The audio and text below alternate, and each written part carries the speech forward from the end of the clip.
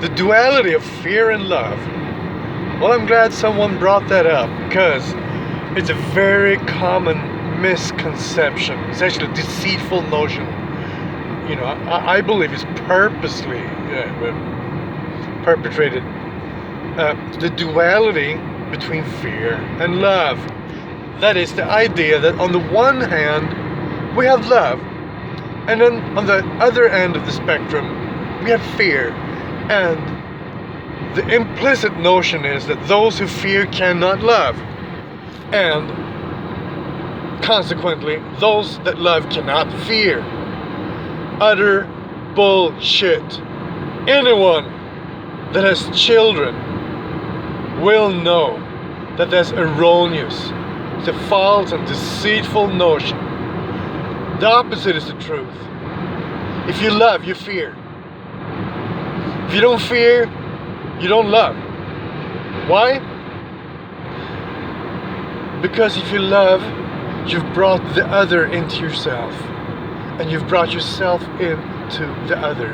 And the other you cannot control. Because if you can control the other, it is not the other. It is you. So love does not mean devour the other. It does not mean encompassing the other and make it a part of yourself.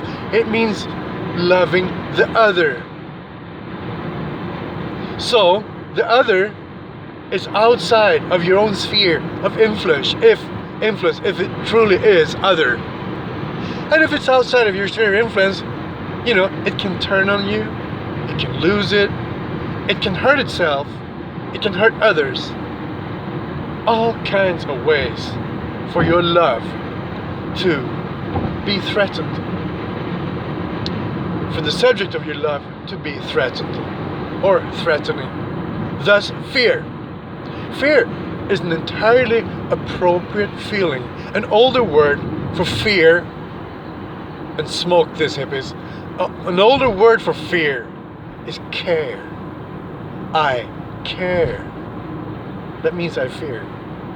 I care for you. It means I love you. Get it? So, let's get on back to the war. Fear.